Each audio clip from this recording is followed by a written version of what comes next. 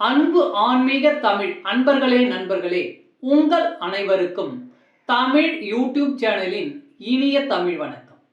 தாய்மொழியால் இணைவோம், தாய்மொழியை வளர்ப்போம். வாழ்க தமிழ், வளர்க தமிழ். தினம் ஒரு திருமந்திரம் பதிவில் இன்றைய திருமந்திரம் 153.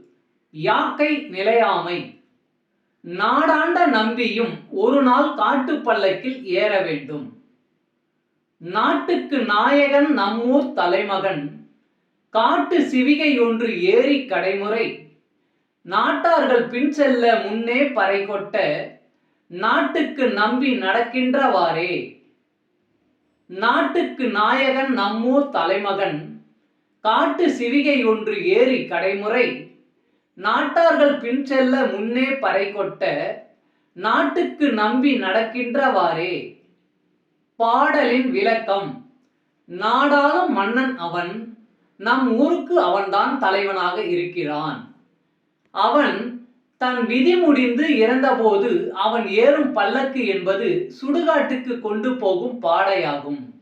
அவன் இறுதி ஊர்வலத்தில் நாட்டு மக்களெல்லாம் பின்னே இறுதி அஞ்சலுக்காக தொடர்ந்து வர முன்னால் பறை கொட்டி போனார்கள். எந்த நாடாளும் நம்பிக்கும் அவன் வாழ்நாள் இறுதியில் இப்படித்தான் நடக்கும். நாட்டுக்கு தலைவன் ஆனாலும் கடைசியில் ஒரு நாள் சுடுகாட்டிற்கு செல்லும் பல்லக்கில் ஏறித்தான் ஆக வேண்டும்.